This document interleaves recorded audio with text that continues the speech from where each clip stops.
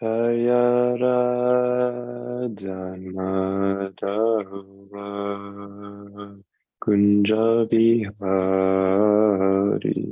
Jaya Radha Madhava Kunja Bihari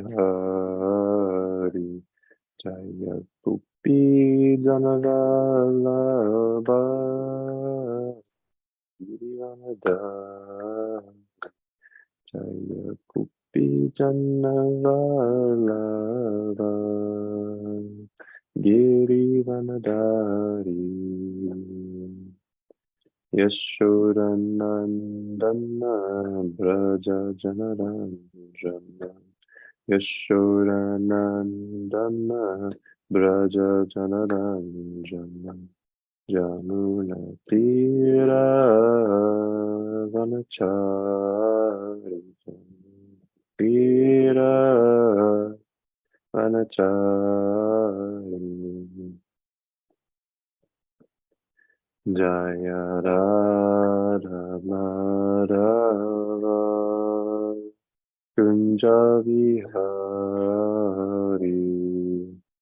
Radha Madhava Kunja Vihari Jaya Gopi Janavalava Girivanadari Jaya Gopi Janavalava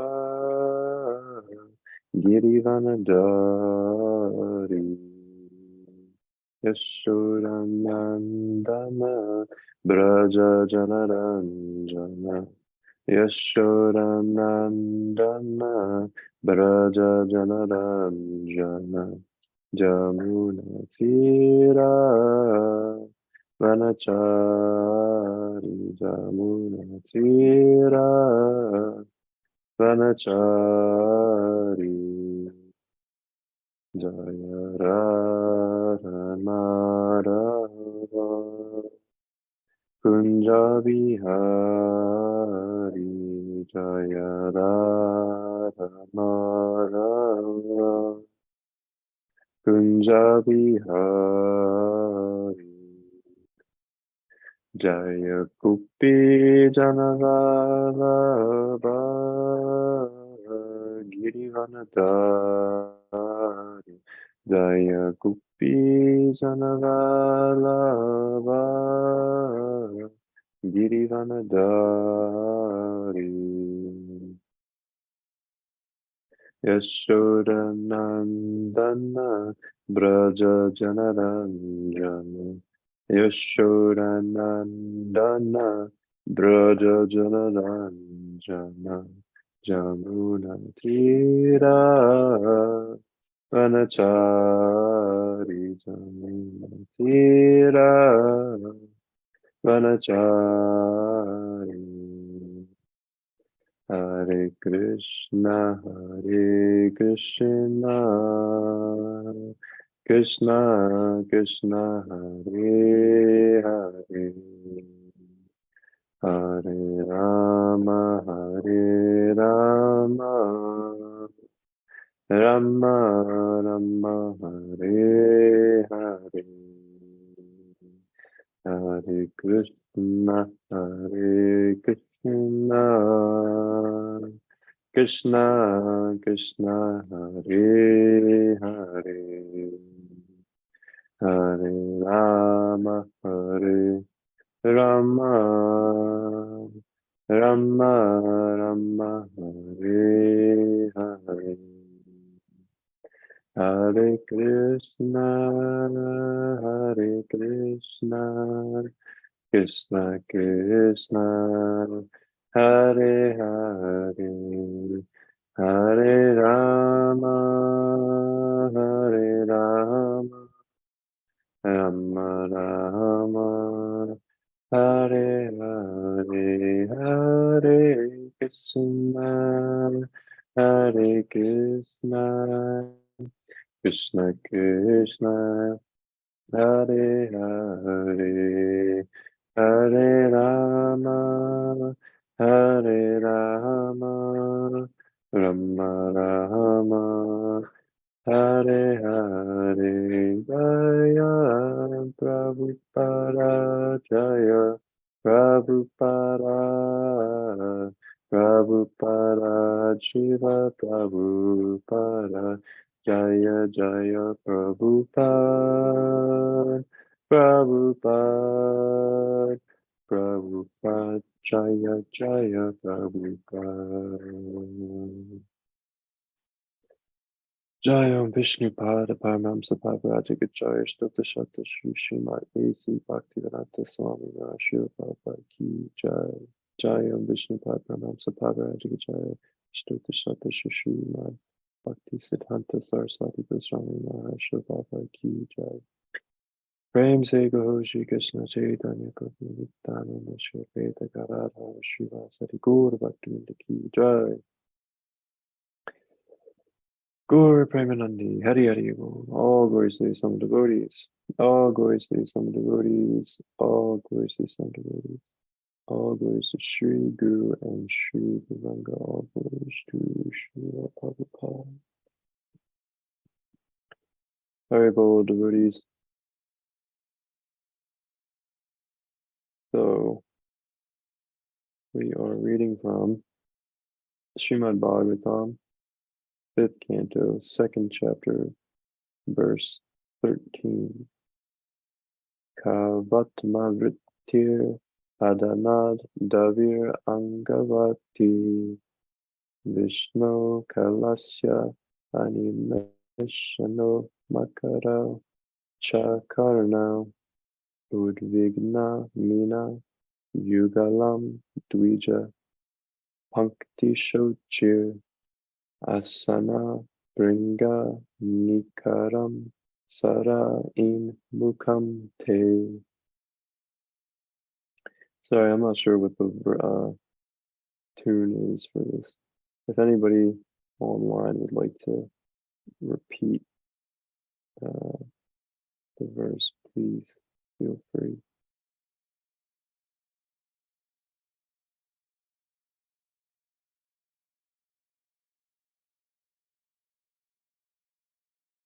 Okay, word for word. Ka, what? Va, and Atmavritti, food for maintenance of the body. Adanat, by the chewing of betel. Havi, pure sacrificial ingredients. Anga, my dear friend. Vati, emanate. Vishnu, of Lord Vishnu. Kala, expansion of the body. Asi, you are. Animisha, without blinking. Unmakaro, two brilliant sharks. Cha, also. Karnao, two ears. Udvigna, restless. Mina, Mina Yugalam, possessing two fish. Dvija Pankti, of lines of teeth. Shochi, beauty. Asana, nearby. Bringanikaram, possessing swarms of bumblebees. Saraha it, like a lake. Mukam, face. Te, your. Translation and purport by Srila Prabhupada Ki Jai. My dear friend, what do you eat to maintain your body? Because you are chewing betel, because you are chewing betel, a pleasant scent is emanating from your mouth. This proves that you always eat the remnants of food offered to Vishnu. Indeed, you must also be an expansion of Lord Vishnu's body. Your face is as beautiful as a pleasing lake. Your jeweled earrings resemble two brilliant sharks with unblinking eyes like those of Vishnu, and your own eyes resemble two restless fish.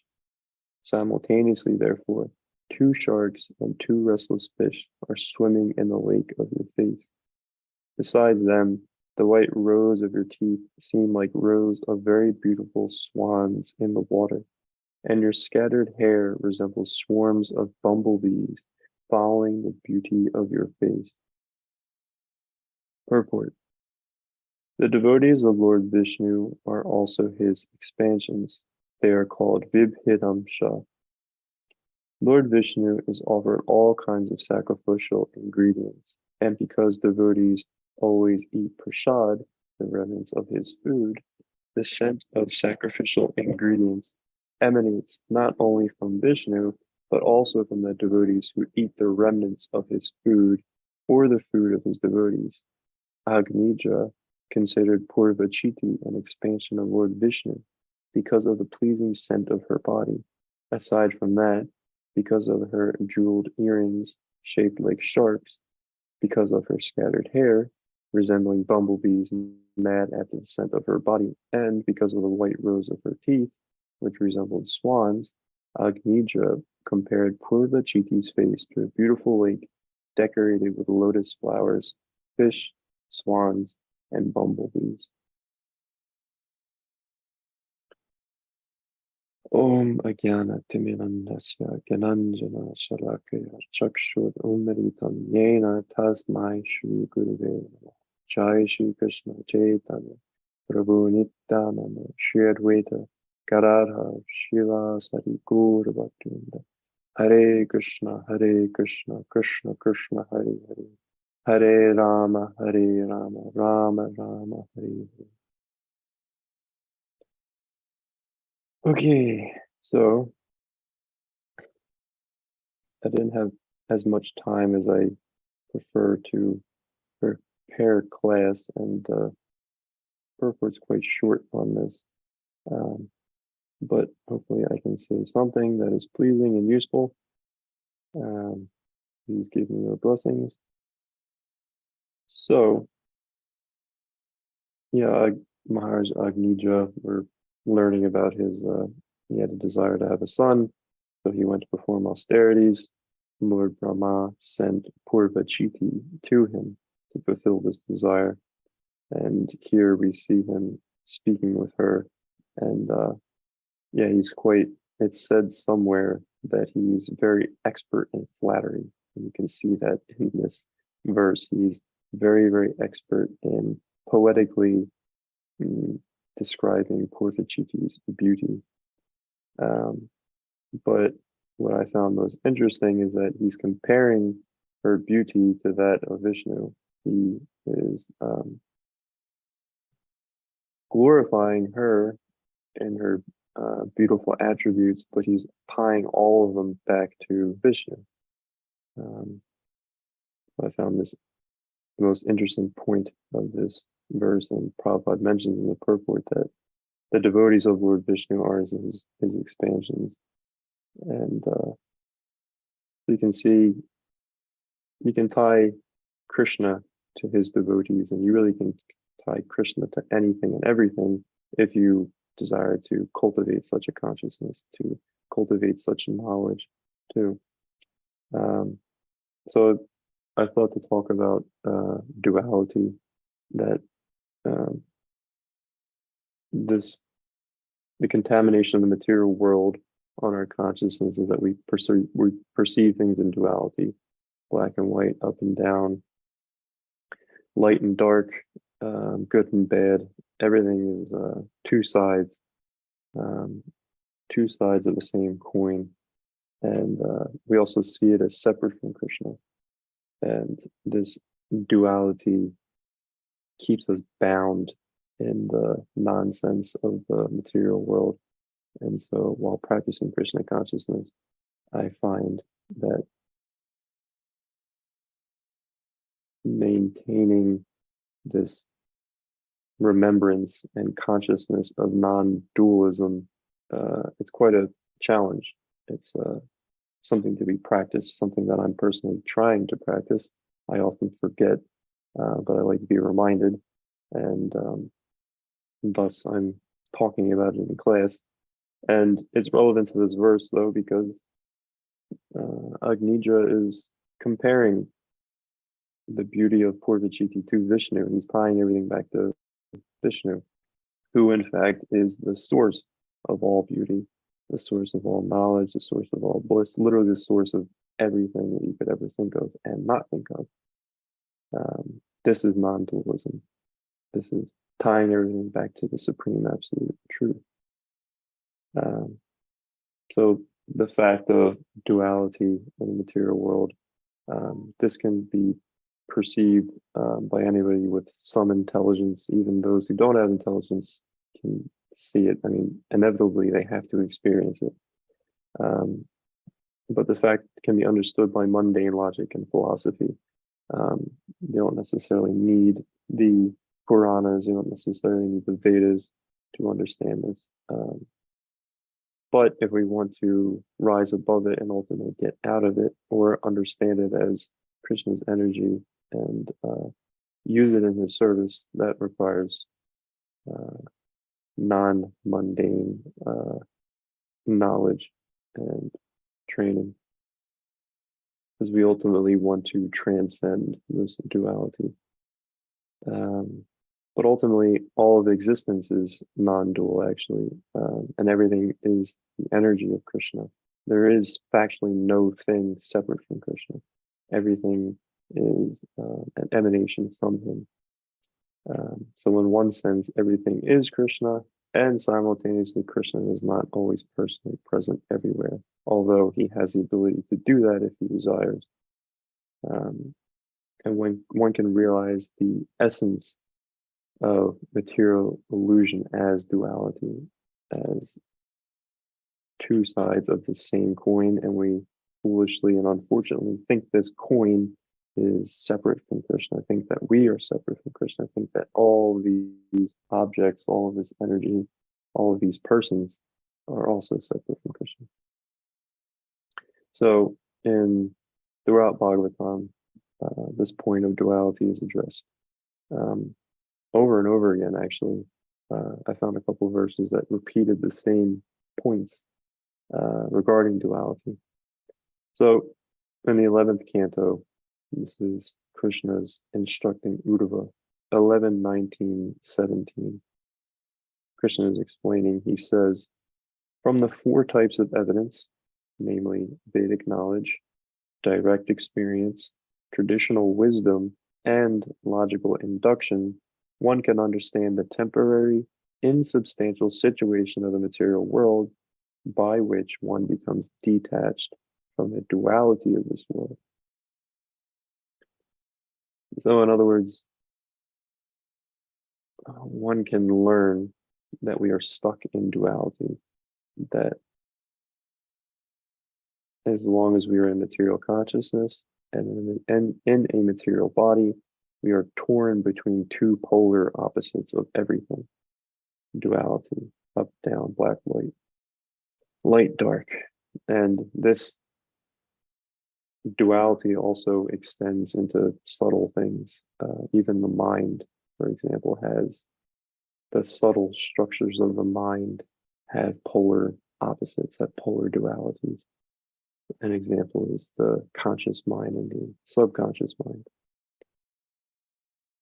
So anyway, one can use Vedic knowledge, direct experience, traditional wisdom, or logical induction to realize that you're stuck in between two poles and they tear us apart. They keep us distracted from the ultimate goal, the ultimate summum bonum. These polar opposites pull us in one direction, and they pull us another, and back and forth, on it goes. And ultimately, also, this duality is created and recreated over and over and over and over again. So in the purport, it is explained for this verse. In the Shruti, or Vedic literature, it is clearly stated that everything emanates from the absolute truth, is maintained by the absolute truth, and at the end is conserved within the absolute truth. In other words, Krishna is everything. All of his energy is everything, and we are part of Krishna. There's nothing separate from him. Continuing, it says, similarly, by direct experience, we can observe the creation and destruction of great empires, cities, buildings, bodies, and so on. Furthermore, we find all around the world traditional wisdom warning people that things in this world cannot last. Finally, by logical induction, we can easily conclude that nothing in this world is permanent. material sense gratification, up to the highest possible living standard found on the heavenly planets, or down to the lowest conditions in the most repugnant precincts of hell, is always unsteady and prone to collapse at any moment. One should therefore develop a vairagya, detachment, as stated here. So, even without transcendental knowledge, one could understand the duality that we are stuck in. And but especially with transcendental knowledge, this is this knowledge of the duality is stressed that this is the way it is, and therefore we should be inspired to develop a vairagya or detachment from this polar duality that we're stuck in. So coming to the realization of duality is nice. It is helpful in some way, especially helpful in cultivating transcendental consciousness, but realization of this duality in of itself won't end our suffering of samsara. We need more knowledge and we need training also. But as devotees, we shouldn't forget duality of the material world and the fact that Krishna is everything and actually non-dual. I find this point increasingly relevant for me as the years progress in practicing Krishna consciousness, that it's easy to forget the point of duality and non-duality. It's easy to forget that everything is Krishna and he is helping, he is watching, he is loving all the time, and he is everywhere all the time. It's easy to forget this. I'll read another verse on the 11th canto, which is interestingly restating practically the same exact thing as the previous verse that I mentioned, 11, 19, 17. In this next verse, which is in 11:28, 9, it's restating the same thing pretty much, stressing the point of this duality. But there's another extra point in the purport that I'll share. So this is 11:28, 9. I believe this is Krishna also instructing Uddhava. I think this is in the Jnana Yoga chapter of the 11th canto.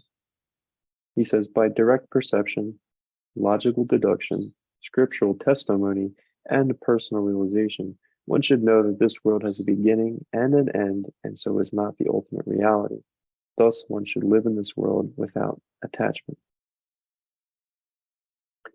In the purport, it says, according to Srila Jiva Goswami, there are two main material dualities. The first duality is that one sees material good and bad, beautiful and ugly, rich and poor, and so on. The second is that one sees the entire material world as separate from or independent of the Supreme Personality of Godhead. The first duality, that of opposites, is subject to dissolution by the influence of time. And the second duality, that of separateness, is merely a hallucination. One who is firmly convinced of the temporary, illusory nature of this world moves about freely without attachment, also engaging in all types of devotional service with the Lord. Such a person is never entangled and remains cheerful and satisfied in spiritual consciousness. So this point of duality has another aspect of it, or it has two main aspects. One is the more obvious one of polar opposites. I remember before practicing Krishna consciousness, I was very much a philosopher. I guess I still am, but I realized this at a young age, that this whole world is polar opposites. Everything, we're just caught in between duality. And this realization was nice, but it really didn't get me anywhere. It didn't really solve any of my problems. And another deeper aspect of this duality, which I did not realize at that time, and I've only learned about more recently, is that we see everything as separate from God. We see that this material world, we see that our bodies, we see that us as persons, we see other individuals as other, other living entities. We see them as separate from Krishna, separate from God. That God is somewhere else if he exists, but we're here now and we're doing our things to enjoy, to prosper, to protect ourselves, to love, to whatever. This is as Jiva Goswami says, this is the other aspect of duality, the second aspect of duality, of being in this material world. So, speaking personally for myself, this is where I get hung up as a devotee. I can understand that the material world, the aspect that everything is separate from Krishna. I see duality in terms of things being separate from him, and I forget about it all the time. Thankfully, I read a lot. I wish I could read more, but I read and I'm reminded, and also listen, and I'm reminded that nothing is actually separate from Krishna, because I forget very easily. This is a very fundamental, basic fact of Krishna consciousness, but somehow or other, it's very, very easy to forget. So anyway, I can understand that the material world is a prison of duality that ultimately brings only pain, and I should desire to get out. This I get, this I'm trying to do. But the more difficult concept to remember at every moment is that everything is Krishna's energy, and he has full control over everything. Even if we understand this as a philosophically, even if we accept this as a fact, still it is not so easy to remember. There's some aspects of humility and pride in there that prevent us from seeing this and prevent us from remembering this, but that's kind of a side thing. I won't go into that. But yeah, it's easy to forget, and it's hard to remember, and it's hard to think and act and speak in such a way that we know this for a fact, that Krishna is in control. He's got our back. He's always loving us. He's always trying to help us. So if Krishna wants, he can do or arrange literally anything, because all of this actually belongs to him. All of this is actually his energy, and he is omniscient. He is omnipresent. Everything is under his control. So for me, this is the fact, and I accept this as a philosophical. I haven't practically realized it, only little bits and pieces, but I accept this as a philosophical fact. But then for me, the question arises, why would he help me? And why would he make such an arrangement to benefit me so nicely? This is a question that haunts me, especially subconsciously. It's not so much a conscious thought, but because of my conditioning, this is in my subconscious mind practically all the time. Yes, he is in control. Yes, I'll accept the fact that he loves me, but why? Why would he do that? Why does he love me? Why would he help me? But really what it comes down to, that I realize, is that it's really a matter of my conditioning and my learning to love and accept myself. If I learn to love and accept myself, then I can realize, then I can understand that Krishna loves me unconditionally. His love, his care is, what's the word that Prabhupada uses? Unmotivated, I can't remember. He loves us and he cares about us eternally. And he wants us to come home. He actually wants us to come back more than we do. Yeah. So it's not so easy to love and accept myself due to my conditioning and the decisions I've made, the experiences that I've had in this lifetime and countless other lifetimes, especially in this day and age of Kali Yuga. It is tamagun to the extreme, and the dial of the intensity of tamagun is just increasing every day. We're practically drowning in it. And so this point of loving and accepting yourself is not so easy for some people. For most people, from my experience, but I haven't experienced everything and everything, so I won't say it as an absolute fact. So yeah, it's not as easy for me to accept Krishna's love and mercy, which are flowing to me all the time. And this is part of the non-dualism that I want to practice.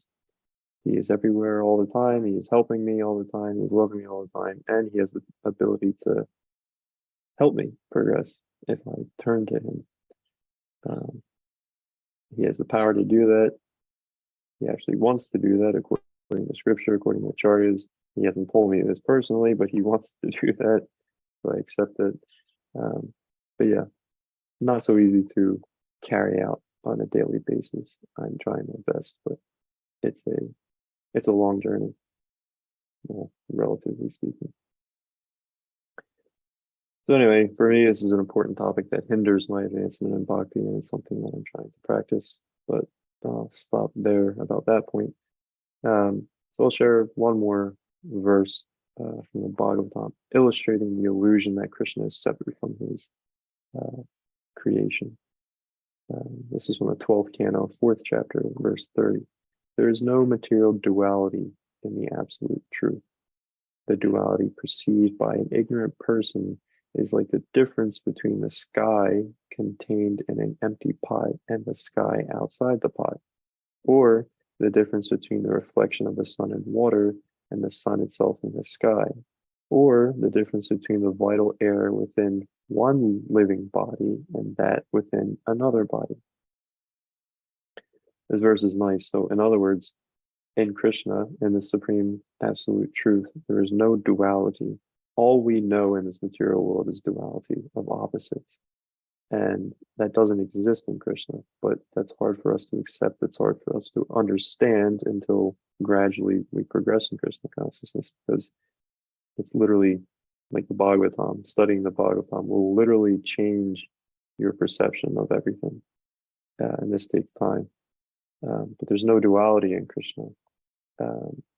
This duality, like I like the example here, the sky contained in an empty pot and the sky outside the pot.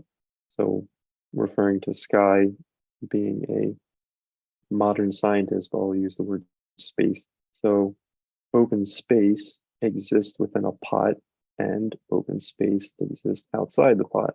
For somebody to think that they're different is in ignorance. It's the same space. It's just one appears to be contained within a pot, and the space outside seems to be different or separate. But the fact is that they're not. This is what we do with Krishna. We think, due to our contamination of the consciousness, we think he is separate from everything, from everyone in this material world, but he's not. This is just an illusion. So as devotees, we should try to practice getting out of this duality consciousness. One way to practice this is to not get caught up in the attachment or the repulsion of the material world. This is also duality. So I'll read a couple of verses from the 28th chapter of the 11th canto, the Jnana Yoga chapter. Text 1 says, the Supreme Personality of Godhead said, one should neither praise nor criticize conditioned nature and activities of other persons. Rather, one should see this world as simply the combination of material nature and the enjoying souls, all based on the one absolute truth. So in other words, don't get caught up in the duality, especially in criticizing or praising the ways of the material world. This is just how it is. But if we're disgusted by it, that is an attachment. If we praise it, that is also an attachment. This is the duality that binds us. In text 2, he says, whoever indulges in praising or criticizing the qualities and behaviors of others will quickly become deviated from his own best interest by his entanglement in illusory dualities. So if we indulge in these things, we get the duality will bind our consciousness and keep us here. Text 3. Just as the embodied spirit soul loses external consciousness when his senses are overcome by the illusion of dreaming or the death-like state of deep sleep, so a person experiencing material duality must encounter illusion and death. In other words, this material consciousness that is duality perpetuates the cycle of samsara, perpetuates our suffering. So really trying to overcome this duality is essential, and part of advancing in Krishna consciousness, and the way I see it, is understanding this duality as an essence of material consciousness. So if we want to overcome material consciousness, we should understand that this is the world of duality. And as long as we are engaging in the polar opposites, if our mind, if our false ego, if we get caught up in these poles, then it'll keep us here, and it will hinder our advancement in Krishna consciousness. I like to try to think that there's the center path is Krishna. All of this is Krishna's energy. Everyone is Krishna's part and parcel. Krishna is literally in the center of everything, in between the two poles. In medieval Christianity, there's this notion of the mandorla, which is Italian for almond. In many medieval Christian paintings and artwork, you'll see this almond shape. And within the almond, you'll find Jesus, typically, or Jesus and Mother Mary. And this mandorla is actually the overlap of two circles. If you take two circles and you overlap them, in the center, you'll find the almond shape. And this is representing the duality of material energy, the duality of the material universe. And for Christians, Jesus in the center. For me, Krishna, Radha Damodar are within this mandorla, within this overlap of duality. So I like to try to remind myself that Krishna is within all of this. And whenever I'm caught in the duality of the material world, try to remember that Krishna is in the center. If I just chant and focus on him and beg him for help, this is the center path that will get me out, that will open a crack in space-time and just let me slip through, hopefully. Okay, so text 4 of this chapter says, that which is expressed by material words or meditated upon by the material mind is not ultimate truth. What, therefore, is actually good or bad within this insubstantial world of duality? And how can the extent of such good and bad be measured? In other words, he's pointing out that this material world is duality, and if you measure it as good and bad, this is all just part of the illusion. There's actually no such thing as good or bad. Of course, if you can say good or bad in the relative terms of what is good and bad for advancing your Krishna consciousness, but it's another conversation. The essence is that material world is duality, and as long as you're caught in a duality, you're not going to transcend it. So yeah, thinking about non-dualism, everything is Krishna's energy. There is nothing that exists that isn't Krishna's energy.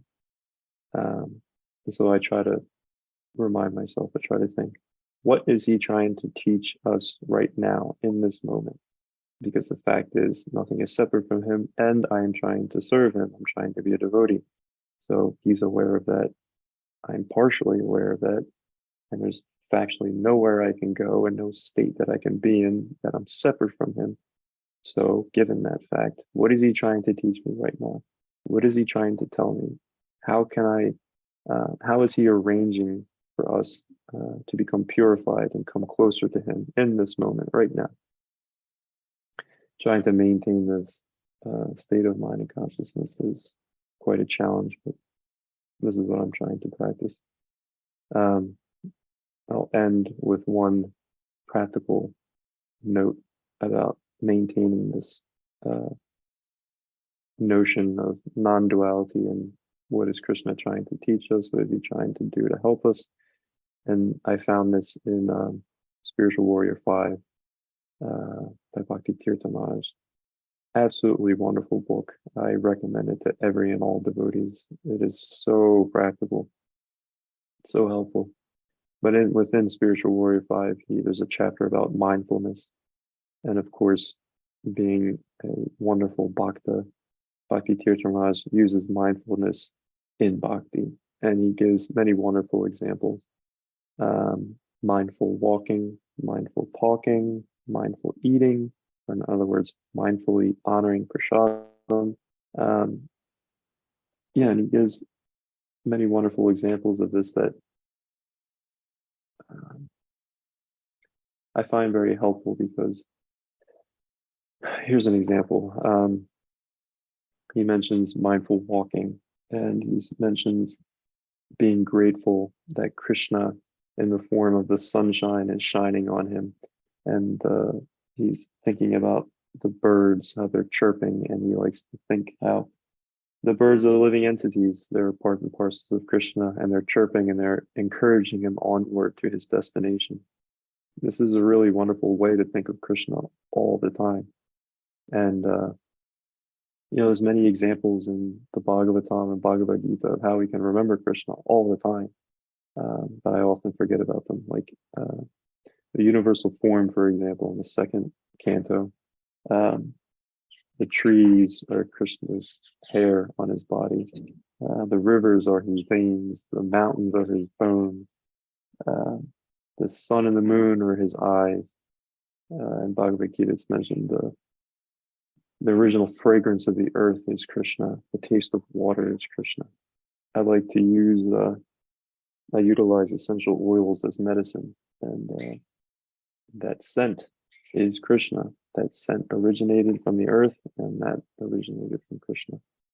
So if we practice this mindfulness in Krishna consciousness, it's literally like the perfect way to think of Krishna all the time, and be grateful of his presence and his love all the time. And if we do this, that is practicing non-dualism, which will help us advance in Krishna consciousness. So that's all I had to share. Sorry if it wasn't as prepared as I'd like to. I'd like to read the verse and think about it for a day or two and think about what to speak about. This was a little more rushed, and I'm also not feeling so well, so I'm not speaking as lively as I'd like to. But this is what I had to share. If anybody has any comments, corrections, questions, please share.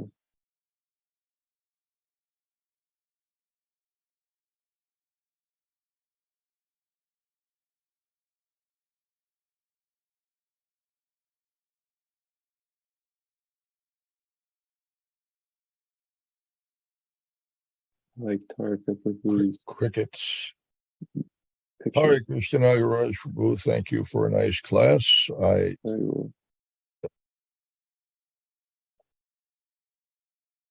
Deep analysis of various topics, and today we dipped into the issue of duality, and that was nice.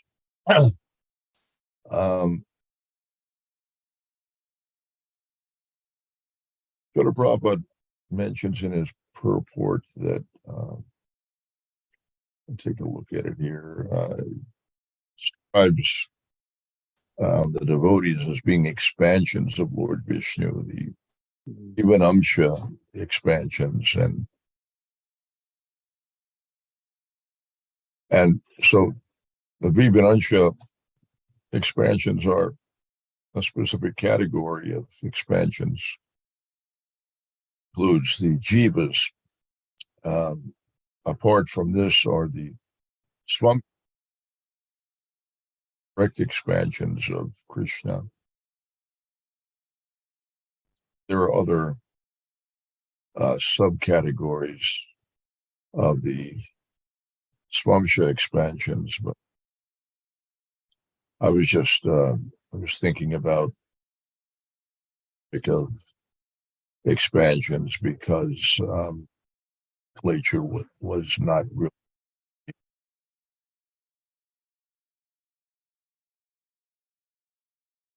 review that and just try to get a clearer under duality. So duality, my own understanding, my realization of duality is that um, the perception of duality is really an imposition on reality by our mind. It's like a framework that we create to try to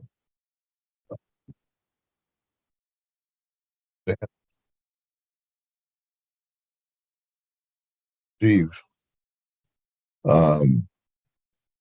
the reflection of the frailties of the human mind, that it has all kinds of limitations.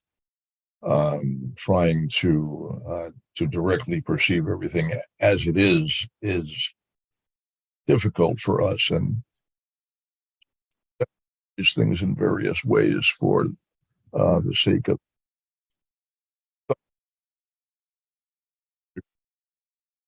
things in dual terms is helpful to us from one perspective, but it's also a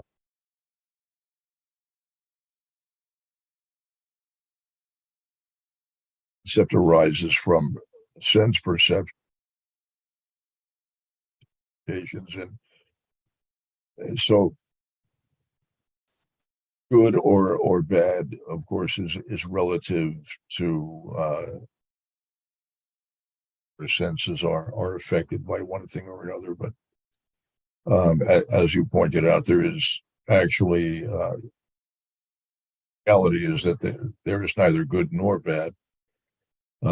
These things are reconciled in Krishna.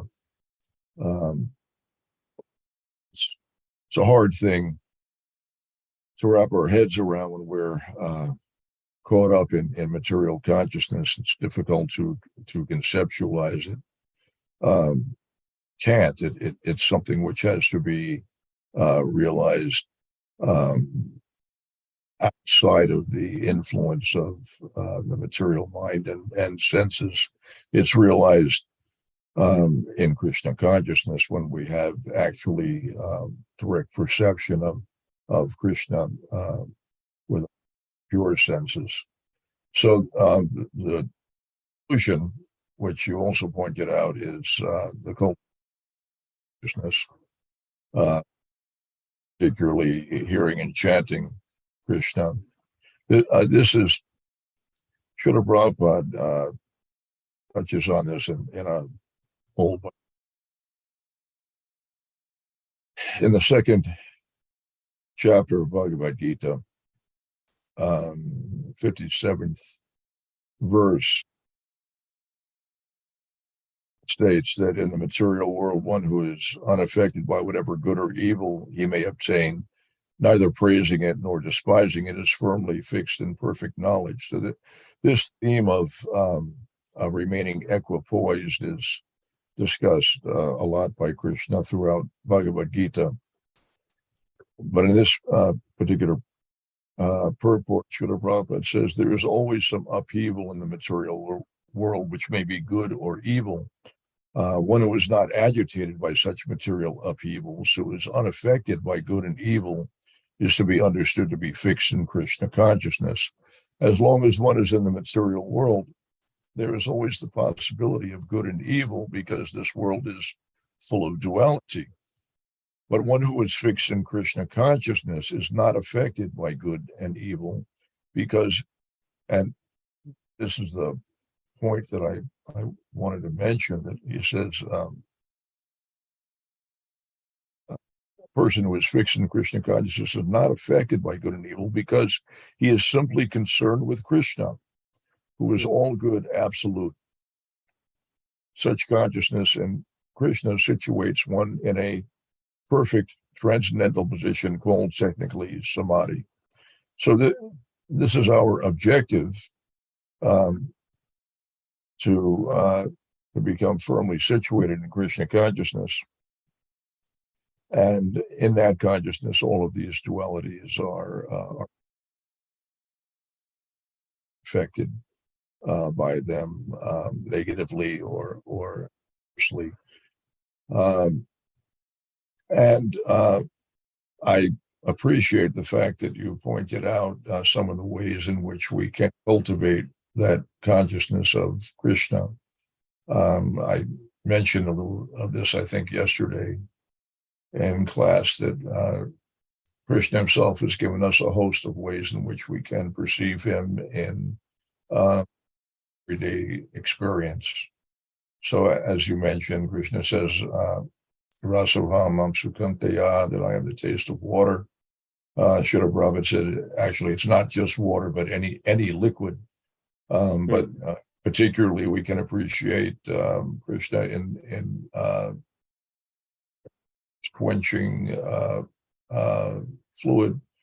But he said that even for a drunkard, if you explain to him that Krishna is the taste of your alcoholic beverage, even a drunkard can be purified and advance in Krishna consciousness by thinking in that way when he imbibes some alcoholic beverage, that the taste of this beverage is Krishna.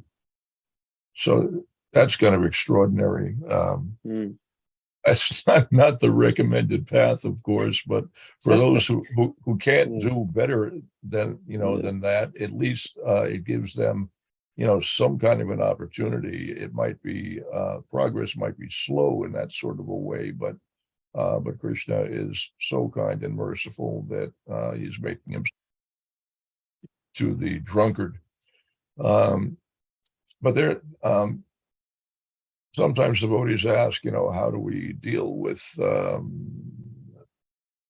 problem of trying to be Krishna conscious when we're working outside the association of devotees, in contact with all, with material nature, so many people who are completely enmeshed in stations of the material world, and we're in the middle of all of this, and how do we remain Krishna conscious? And as I say, Krishna has given us a bunch of hints, different ways that we can do that. We can see Krishna in the light of the sun and the moon, and in so many different ways. And it's an important aspect of our practice. Without practicing in this way to see Krishna in everything, it's pretty hard to try to keep our mind fixed on Krishna. Best practice, of course, is to chant Hare Krishna. That's certainly very helpful. But the devotees try to in situations where they can't necessarily chant out loud, they're chanting in their mind, trying to remember Krishna, but simultaneously maybe they're sitting in a at some university or whatever, and trying to pay attention to what's being discussed, and simultaneously trying to remember Krishna. Very difficult, if you're chanting in your mind but distracted by trying to pay attention to some discussion, doesn't work particularly well. But there are ways to be Krishna conscious in every situation, by understanding how Krishna is manifested in all of these different circumstances, to appreciate wherever you see someone is doing something wonderful or not so wonderful, that Krishna is the ability in man and woman, of course, So to study Bhagavad Gita, sometimes we think, Bhagavad Gita is pretty fundamental. It's very, very basic. And, I understand Bhagavad Gita. I'd like to move on to some higher philosophy. But if you read Bhagavad Gita and you read it again and again, each time you read, you find that there's more and more to understand, more. It's limitless. There's just no end. It become old. I mean, if you perceive that there's something is in Krishna consciousness is becoming old, it's just something you must be committing some offense. I guess there's something wrong with your perception, because Krishna, in all of his aspects, is ever fresh. No aspect of Bhagavad Gita or Srimad Bhagavatam or any aspect of Krishna consciousness ever becomes old. You can chant the Maha Mantra, for a lifetime and never get tired of it. It just gets better and better. The taste becomes more and more sweet. It expands more and more. There's more and more to appreciate and understand. A whole universe gradually on before you, the more that you dive deeply into these different aspects of Krishna. So Bhagavad Gita is also of that ever fresh nature.